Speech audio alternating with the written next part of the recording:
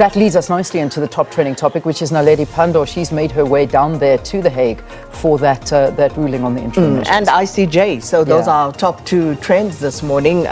Clearly, a lot of interest in what's happening in The Hague. And of course, people coming out on both sides of this divide. But it's going to be a very interesting one because the implications of that interim relief ultimately is going to ruffle some feathers. Yeah, it'll ruffle feathers, and a lot of people asking, whichever way it may go, we don't know at this point in time. But if, for instance, it does sort of entail that Israel needs to do a ceasefire or needs to allow humanitarian aid or whatever the case may be will they abide by it? Because we've already heard Benjamin Netanyahu saying that they're not interested. They won't be abiding by anything that's ruled. So it will be very interesting. So why did they send a team, and that's the question to The Hague to put their case across? Indeed. If they are not going to recognize it anyway? But it's a bit duplicitous, to say the least. So it would be interesting. It will be very interesting to see what happens, and after the ruling's given, what will happen. These are the big things that should be coming out. So landmark decisions expected, and as we keep emphasizing, it's not the main ruling because that could take years, but certainly the interim one, which is the one. So those are your two top trends. Naledi Pandor, who's there representing and leading the South African team, and of course ICJ, that ruling taking place later this afternoon. And there you have the justices who will have that task of basically they've thought through everything at this point, and they will now make a ruling.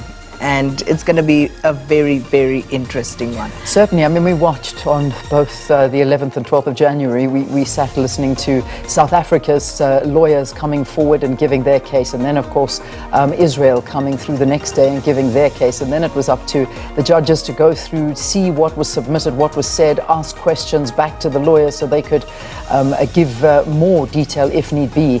And now is that time where we hear what that interim decision is. So, yeah, interesting. Again, 2 o'clock this afternoon. That's where we can expect it. Indeed. Right, moving on to the next one. So this is again one of those ones that crop up every now and again. Hashtag white genocide. Yeah. And of course, people who will say that there's white genocide happening in South Africa. And then, of course, there will be the rebuttal of that, essentially. And I think this is what we're seeing again at the moment on Twitter. Yeah, lots of people talking to this, and I mean, some just saying, and I think a lot of it also happening to do with, well, not directly, but a lot indirectly. I think some of the comments that Dricus du Plessis, the UFC champion that arrived yesterday, also talking about issues. I remember he spoke about farm murders, and then it resurrected that conversation. Then people started talking about it once again, but also posting sort of, tongue-in-cheek videos and saying, gosh, white genocide in South Africa. And then you've got white school kids dancing and doing, all the most and enjoying their lives. So it is, as SK said, one of those that does tend to come up a lot, and people just saying, look, I don't know. Yeah, and that's the thing with Dricus. I thought someone would ask him about some of the statements that he's made yesterday at the press conference. I guess everybody was playing nice, and Dricus himself, and listening to him, did a bit of a neat dance around that, some nifty footwork.